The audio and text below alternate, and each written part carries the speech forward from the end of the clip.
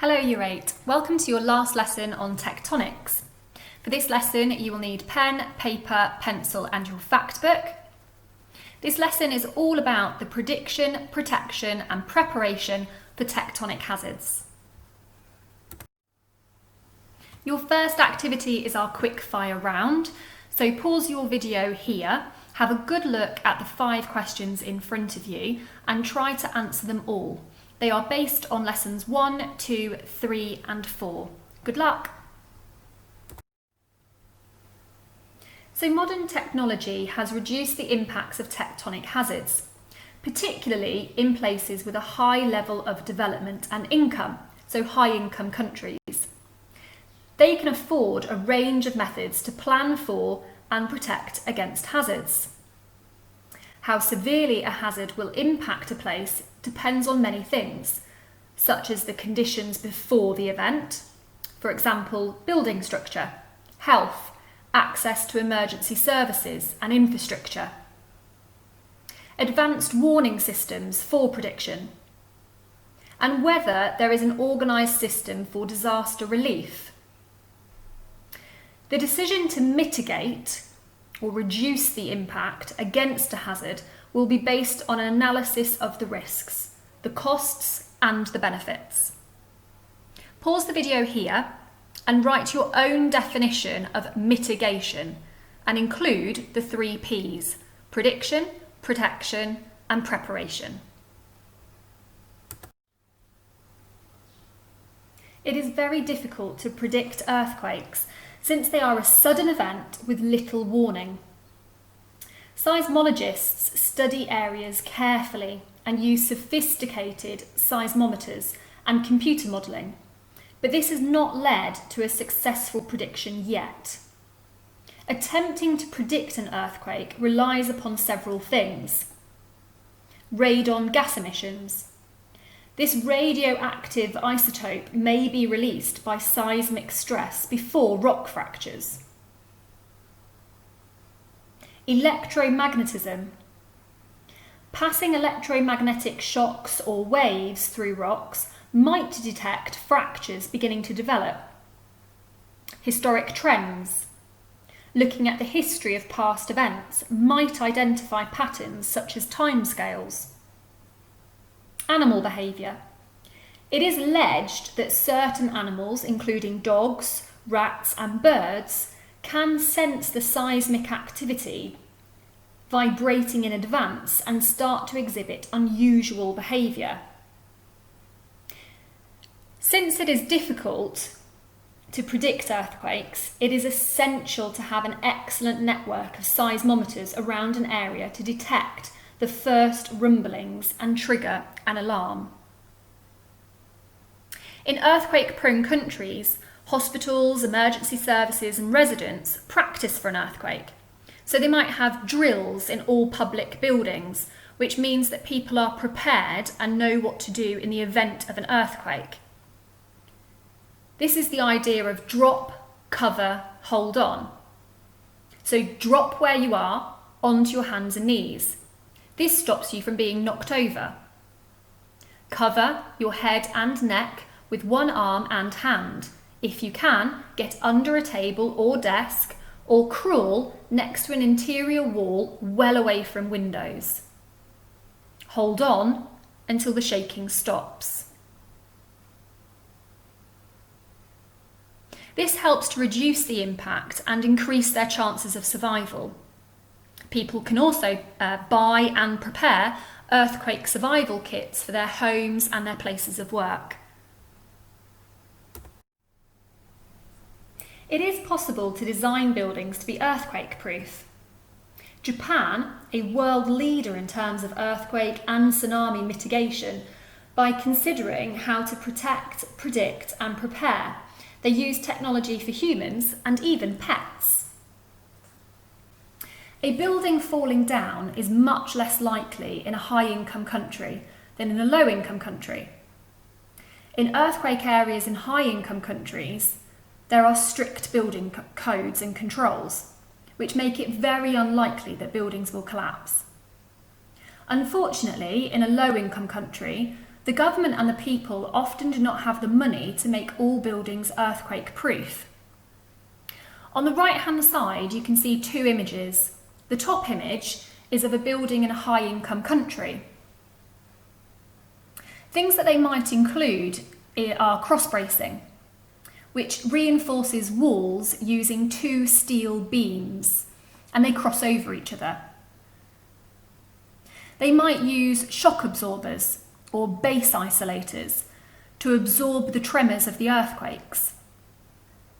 And they might have shear walls, which are concrete walls with steel bars inside of them, and this reduces the rocking movements. In the image below, you can see a building design from a low-income country.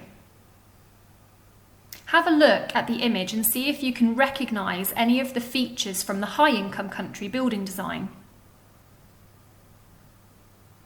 Other things that people can do is evaluate each room in turn within their work buildings or within their houses.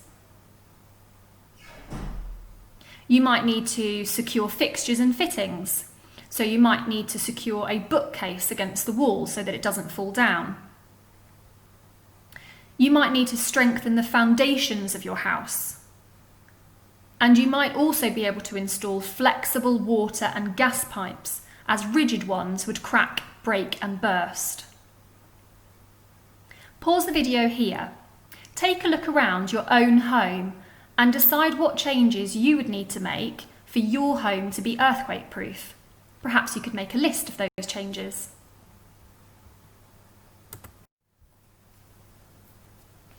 Globally, around 800 million people live within 100 kilometres and 29 million people live within 10 kilometres of active volcanoes. Volcanic threat is a measure that combines the level of hazard and the number of people exposed to it.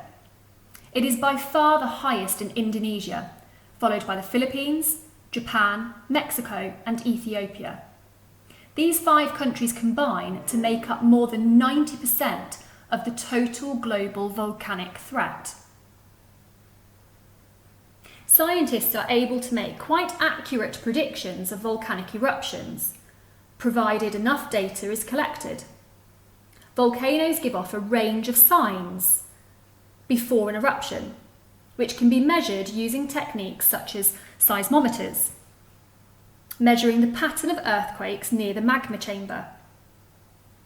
Gas emissions, particularly sulfur dioxide and carbon dioxide. These increase as the magma rises up through the vents.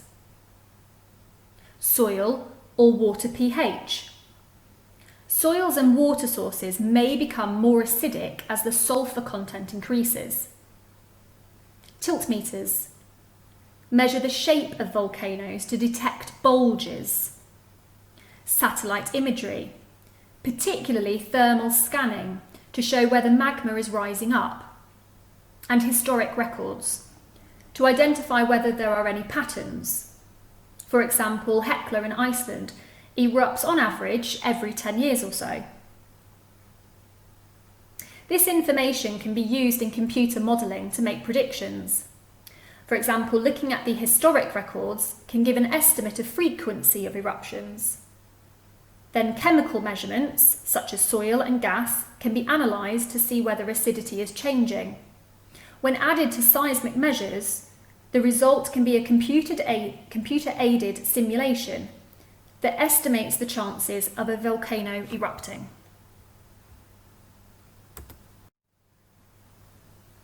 Planning helps communities to respond and recover from a natural disaster, such as volcanic eruptions. It includes drawing up evacuation plans and using hazard maps to prevent buildings in high-risk areas where lava might flow. It also involves setting up warning systems and responding quickly to advice from volcanologists. But really, there is little that can be done to protect against damage. We can do little to stop lava or pyroclastic flows. Attempts to divert lava and artificially cool it using seawater were successful in Iceland, but such examples are extremely rare. In general, the main mitigation against eruptions is planning and preparing the area for evacuation. Buildings can be insulated and barriers put in place to reduce ash entry, and gas masks can be made available. Roofs can be reinforced to cope with the weight of ash without collapsing. Iceland has a complex range of instruments in place that can make predictions in advance. The focus then is on safe evacuation and the recovery phase. Pause your video here. Design part of, in detail, or all of a poster educating people who live near volcanoes about the importance of the 3 Ps: to predict, to prepare, and to protect. Well done, Year 8. You have now reached the end of our last lesson on tectonic hazards. Do make sure that you go back over any of the videos, including this one, and pause as many times as you need. Please make sure you have learnt all of the facts, including those from lesson 1, lesson 2, 3, 4, and this lesson, your last lesson, lesson 5. We hope you've enjoyed this topic, and we look forward to seeing you soon. Take care.